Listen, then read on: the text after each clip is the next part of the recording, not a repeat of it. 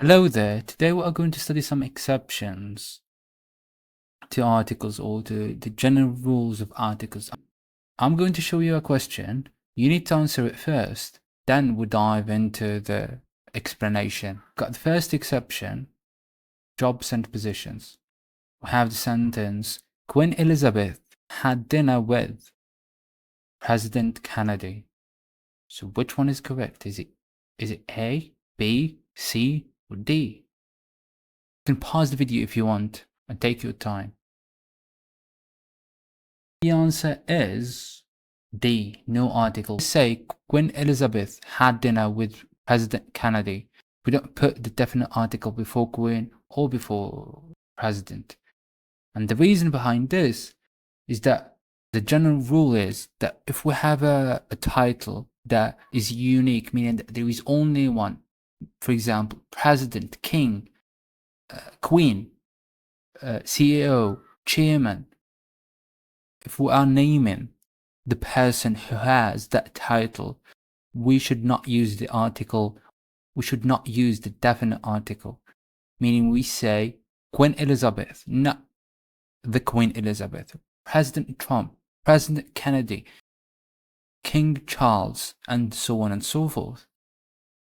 Now let's go to the second sentence. Take your time, which option is correct? And the correct answer is A, which means that the sentence is the Queen had dinner with the President. Explanation. We use the definite article the with titles like Queen, President, King when they are not followed by a name. Say the Queen. If I'm from England and I say to my friend the Queen, he knows that I'm talking about Queen Elizabeth, that she's dead right now. Or if I said the King, he knows that I'm talking about King. He knows that I'm talking about King Charles. So that is the case. Let's go to the next question. He was elected president in 1879. Take your time. Which one is correct? And the answer is D, no article. You might ask me, you just said we should use the definite article before the names or the titles when they are not attached to the proper noun. But this is an exception to the rule.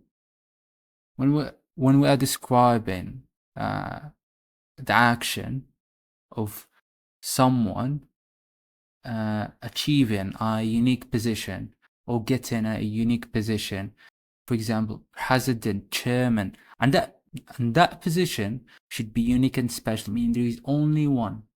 We've got president, and that depends on context. In a country, we've got only one president. In a company, we've got one CEO, and so on and so forth.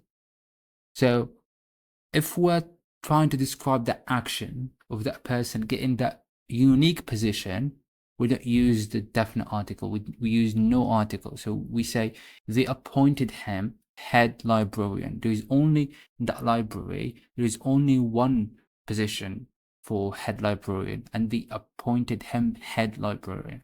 He was elected president in 1879. So you might also pay attention to the verbs and say that appointed, elected, named.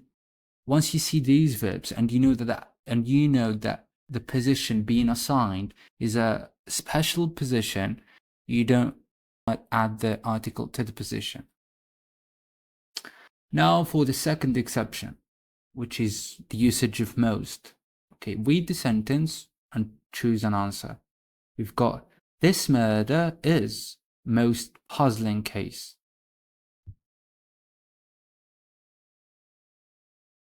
Okay, some learners assume that most always require the definite article the, but this is only true when we're talking about superlatives. And in this sentence, there is no superlative stated. I know at the end of the day, it's all about the intention of the speaker, whether he's comparing or using most as a intensifier, meaning very, a very most. It's like saying a very puzzling case or an extremely puzzling case. But if you are on the day of the exam and presented with a question like this, don't assume things. We've got two options. The comparison should be clearly stated, or it is implied.